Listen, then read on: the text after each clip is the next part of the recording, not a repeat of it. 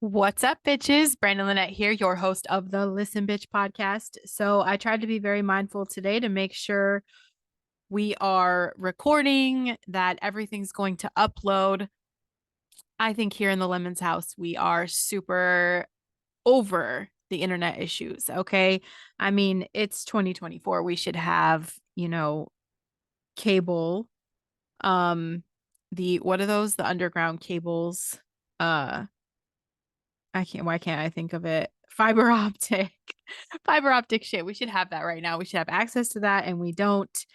Um and yeah, so like we're still on dial up and we're with Comcast and I know you guys watched the Super Bowl yesterday. A lot of you did. As for me, I mean, I was there for the Usher concert and the new commercials, but in between that I tolerated a very slow boring game.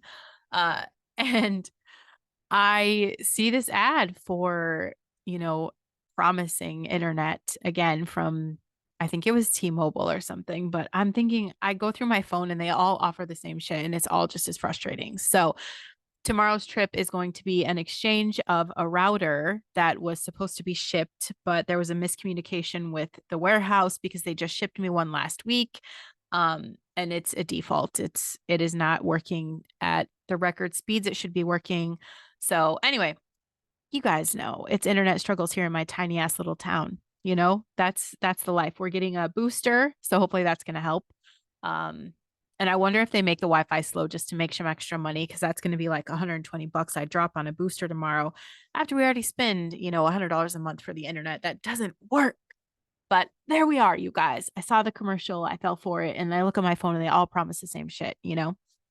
Um, Speaking of, I had a really great podcast topic just from experience, from, just this weekend, an event that happened. And I think it's too soon. It's too soon. Like some shit just is too soon. So I thought it would help you guys. I talked a lot the past 2 weeks, 3 weeks, just about your emotional maturity. And the reason I can talk about this today is because I'm calling myself out, where I do have still that little twinge of emotional immaturity where I know that I'm not communicating like an adult. I still have an immature res- response to things. And I definitely displayed that this weekend with my husband with some of my immaturity. And the thing is about him, I'm probably going to end up just talking about stuff, you guys. Okay. We're just going to get it all out. The thing about him is that he gets very defensive if he knows he hurts me or offends me because that's not his intention. Okay. It's never his intention. And he gets really frustrated if I ever make it seem like he's disrespected me or, belittled me or hurt my feelings, or he's just not comfortable with that kind of stuff. Okay. Because it's not his intention. But what he has failed to step back and see, which I can see, okay, this is part of what I'm going to talk about today on not just expressing your emotions, but being able to handle um like a heated moment, okay? Because we're passionate people, we get heated, and he he is definitely, I just want to tell you guys, he's a bear. He's a bear. I love him to death, but he's just a bear. He's a bear with things. And when his mind is made up that he doesn't like something or whatever that is, like he is very vocal about that. And cheers to him, but I think from my perspective, and he would roll his eyes listening to this, is that he takes little shit too serious and too personal. Yes, I think our world is fucked up, okay? But we should be able to step outside of that sometimes and just laugh at something for being something it is, okay? To be able to make jokes. And sometimes my jokes and my sarcasm definitely piss him off. And I recognize that, and I still sometimes hesitate to bite my tongue, okay? Um, and I did that. I definitely had a moment where I, you know, pushed the boundaries instead of like just communicating how I honestly felt about a situation because I have issues expressing vulnerability too. Okay. There was something he had said. And when I see that side of him, something I haven't seen for like over a decade, just like kind of shallow comments, superficial comments, it does affect this. how I feel about the security of my marriage because I'm like, oh, he thinks that. And I put everything up against us. I'm like, well, what about us? What about us? You know? That's just how my brain works. It does that. It's a Brandon Lynette default, and you just got to take me as I am. It's one of those things. I do try to get mindful on it, and so I was able to take responsibility and say, "Look, I'm sorry, I didn't handle that maturely," um, and I just didn't, talk about my real emotions. Okay, and when I don't do that, when I don't express my emotions, there's definitely a rift. You can tell our energy is off. We are not balanced. Like, right, we're just not balanced, okay? Um, and I know, what you need to learn to do. I think, it is Microdose Monday, isn't it? First of all, microdose, bitch, okay? Microdose. But I think, something that really helps, like, if you're having, these unhealthy, angry arguments, okay, like, it's not something that we do consistently in our lives. In fact, I can't even remember the last time that we were emotionally imbalanced. It's been a very, very, very, very long time, and I'm happy for that. I'm thankful. It's just another level that we're going to grow through, right? But if you are someone, because I know with the messages you guys sent me a couple weeks ago with your relationship struggles, this is a problem for you, having these angry arguments with your spouse. And if you're doing it consistently, or maybe it's your friends or your family members, they're unhealthy and you're always feeling angry and you're pissed off. And then your energy is not calm around these people. Okay. Like, you're always feeling on edge. You've got that gross energy in your stomach and your chest. I guarantee you, like, you're not feeling good. The people that are closest to you are going to be feeling that. And it just creates an entire imbalance in your home. Um, a lot of what I had to do, like last night before I apologized, I had to give it to God. Like, I wanted to be selfish and think about myself and like make it about me.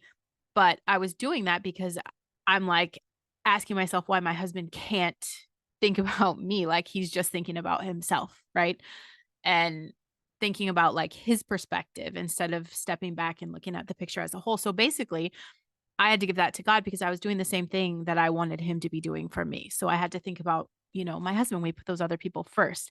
But I'm going to give you a few steps here that are going to help you conquer what we've used in the past to kind of, you know, push through this. And this is how you get those stronger, satisfying relationships. This is where you grow closer. This is where you get to those moments of peace that are, you know, make the relationship something that is a benefit to your life, something you're happy to wake up to. The first step I'm going to tell you guys is to notice the physical and emotional signs that you're feeling angry. And so that's it. Like, are you feeling tense? Does your heart start racing? Are you clenching your fists? Are you feeling hot, flushed? I know my stomach gets crazy and I definitely tense up and my heartbeat elevates.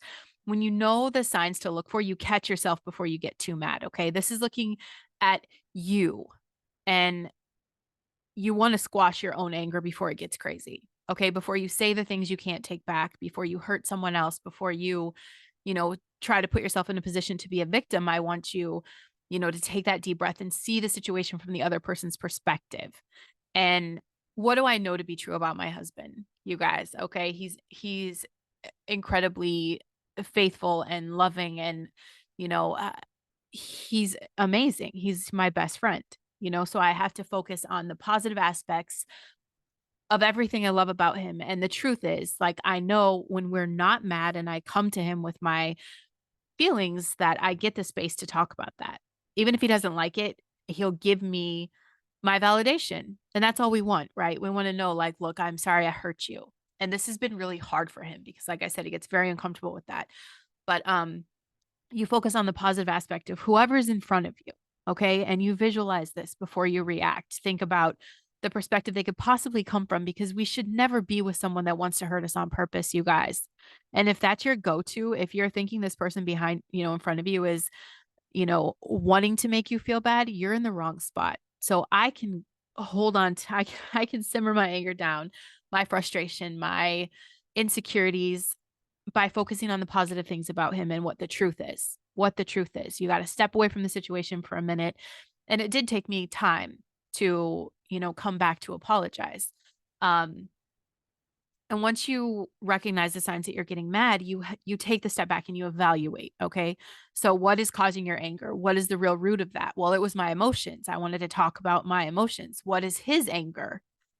It's that what he was communicating, I was taking literal and not just looking, at the outside of what he was saying, right? Is it the situation? Is it something else entirely? Are there other things in our relationship that need to be addressed? Yes, that all came out. All of that came to the surface. So it's that, there's things that we need to talk about that we haven't talked about. Are you feeling stressed about work? Are you taking out on your partner? Are you feeling, insecure about things in your relationship? What is this? Get to the root cause of the anger. And for me, it's that security, the security.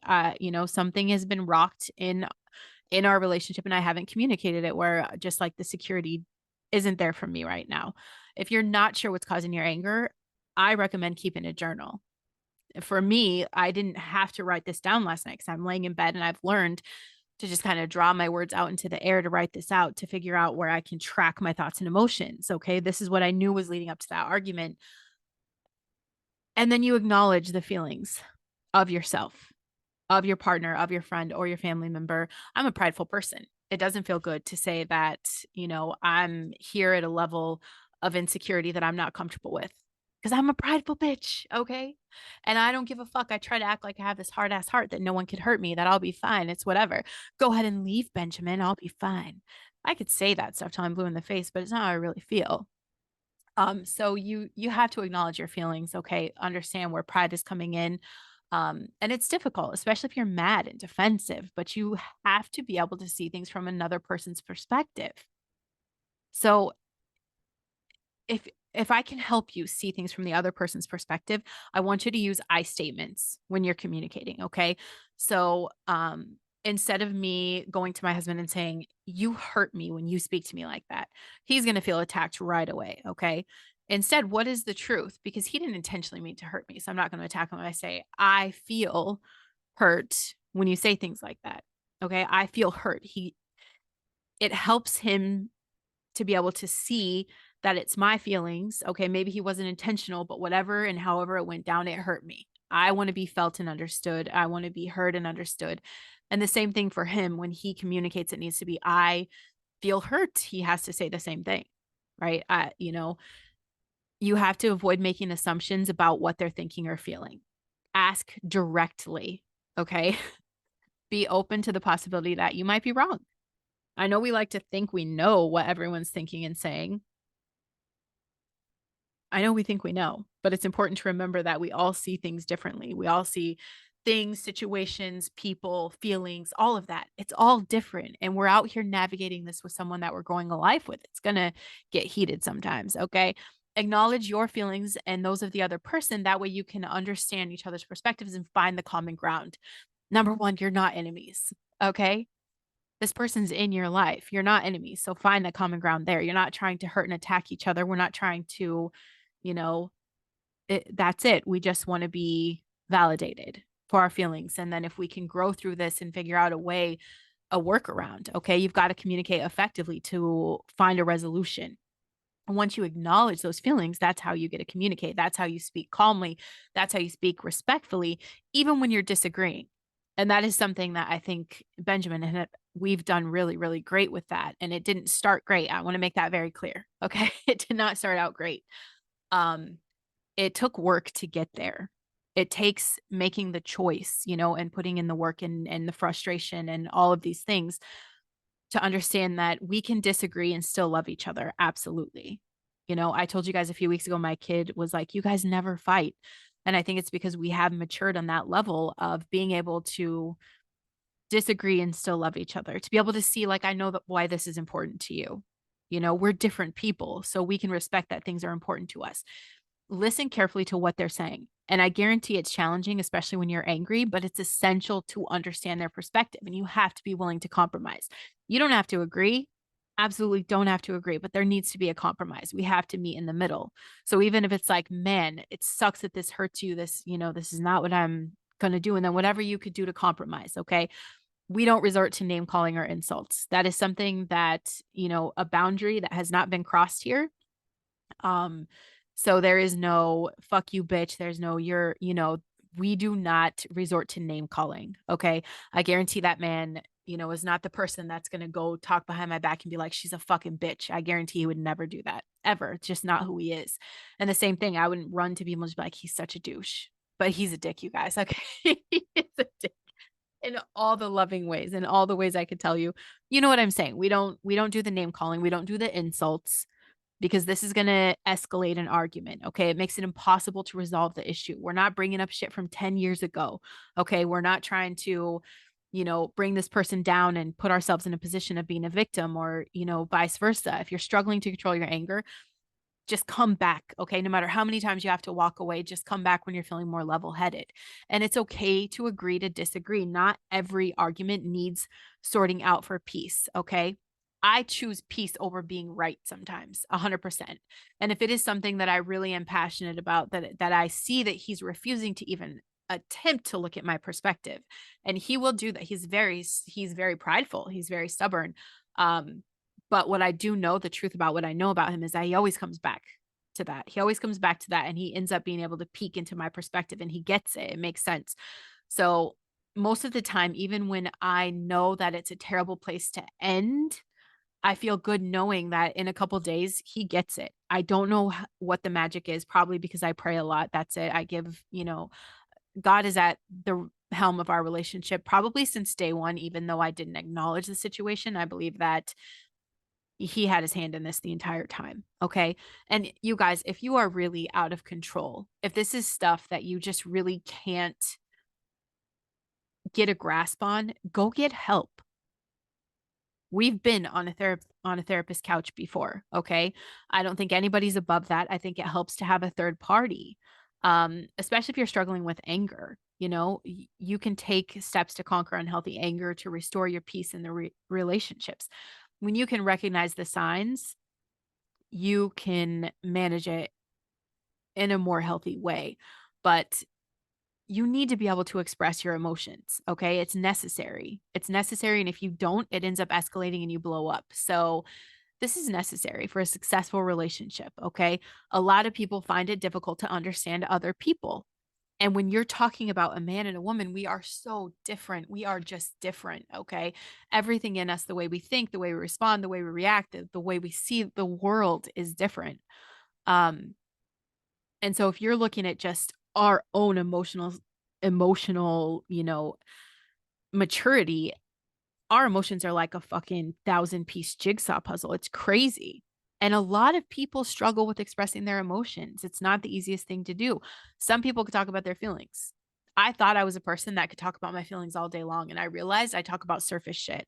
It's hard for me still even now to acknowledge what I'm really feeling and be able to communicate that, just because of the pride, because of my stubborn independence, because of the fear of like letting someone know they could hurt me. I'm still dealing with an ex-husband who takes everything I've ever shared with him, my most vulnerable things, and I still pay the price for that. Intentional.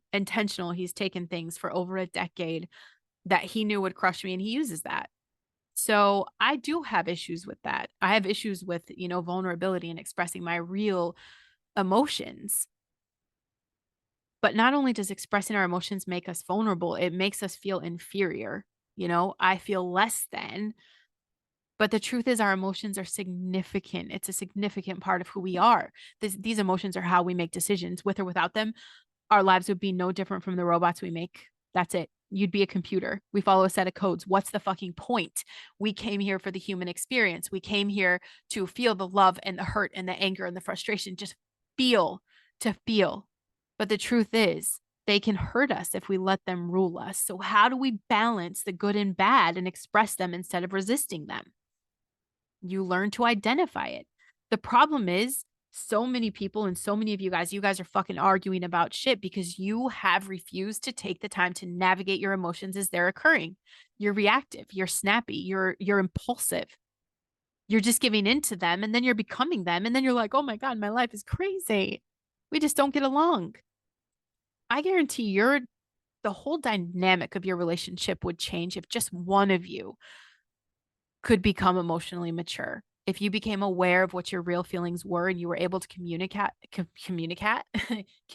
that and to step back and be able to change your perspective on what they're doing. What I had to learn was that this man is not hurting me intentionally. No way. He's not out to hurt me. Never his intention. Does that make it okay for some of the things that, he could possibly do? No, because there's still, the stuff could hurt whether he meant for it to hurt or not. So it's just about bringing that into his awareness and him starting to become mature enough to say, okay, when you do this, it hurts. You know, I think about this weekend and I think, is he really just like extra snippy because we haven't had a date night in quite a while? Okay. All these changes in our lives for the past few weeks and more to come, we haven't had our time. And that definitely takes a toll on him. And he still kind of struggles with coming to that conclusion on time to say, look, I'm freaking out because we just really don't have enough us time right now. I'm spinning out of control. How do we fix this? Little things, but it's me being in that, having a little different level of emotional maturity. Okay. Being comfortable with navigating through my emotions kind of elevates where we are. So I'm not reactive to him. I'm not reactive and I'm starting to see, the habits, the cycle that he'll go through and when he reacts and when, things feel uneasy with us. So emotions hang over us. That's it. It clouds your thoughts, clouds your behavior. Okay. You have to embrace them. If you suppress them, you're going to fuck yourself up. Okay. You've got to take time to be able to look at those emotions in detail because this is how you create a better understanding. You've got to resist the urge to judge them. We tend to jump to conclusions and then we label our emotions as good or bad. Okay. We might feel angry over a situation, but then we feel guilty because we're angry because we seem irrational. And it's a whole fucking cycle. You feel sad because your friends enjoyed, you know, happy hour and they didn't invite you, but you discard the feelings because doing so doesn't feel like the right thing to do. You judge your feelings and you focus on what you should be feeling, right? I should be at the level of emotional maturity that nothing ever upsets me. That's a fucking lie. Okay. Because we're human and we're here to feel. And if I'm never going to have a response or a reaction, I'm a robot. Again, I love stoicism. I love it because it's important for different seasons, for different situations. I think it's a beautiful thing when you're not reactive but you're still human and you're going to have these emotions. So instead of judging them, look at them like they're just a neutral dude walking by, like a neutral bystander. You just avoid trying making sense of them right away. Realize that your feelings are not facts because you feel one way does not mean it's the truth. When you resist the urge to judge a feeling, it drops away naturally and you can express it better. You've got to find ways to express these feelings mindfully and safely. Okay. Everyone responds to emotions differently. So you can find your own strategies whatever that method looks like for you. Journaling is great for me, talking it out, because sometimes I talk it out and I hear it and I'm like, oh, yeah, that's really not a big deal. I made it more than it was because that's what my brain does. It runs with something and then makes a mountain out of a molehill. Regardless of your method, though, you've always got to focus on expressing them rather than judging yourself for having them. Maybe you need to talk to a friend or get into some art.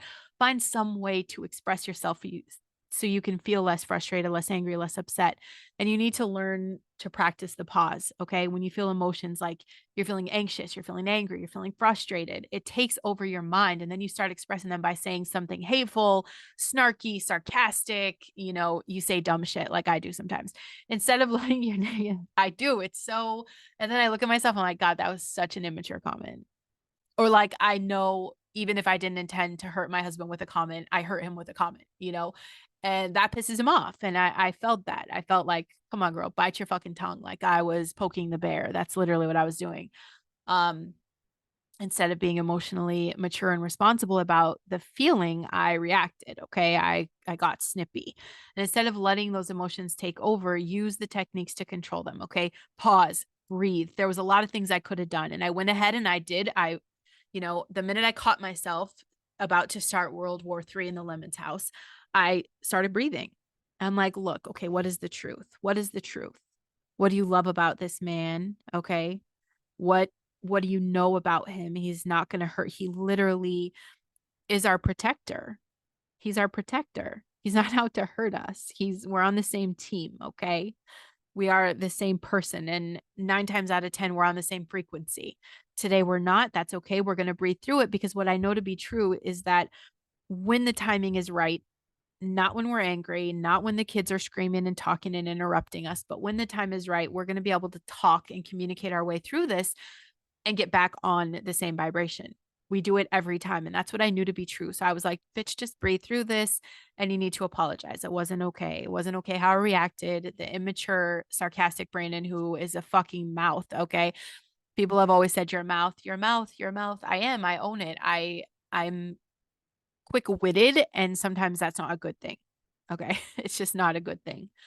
Um, so breathe. Any time of emotional, any type, like every time you have this opportunity to have an outlet for your emotions, if you are being reactive, it's just dangerous. Okay. Whatever you're feeling, you need to learn to be present enough that you can express it without the shouting, the name calling, or even the physical violence. Okay. That is something I've been very blessed to not have to deal with in my life. As mouthy as I was, I'm sure I have a lot of guys in my life that would line up and like to just pop me one. Okay. I've been very fortunate not to be in that situation for sure.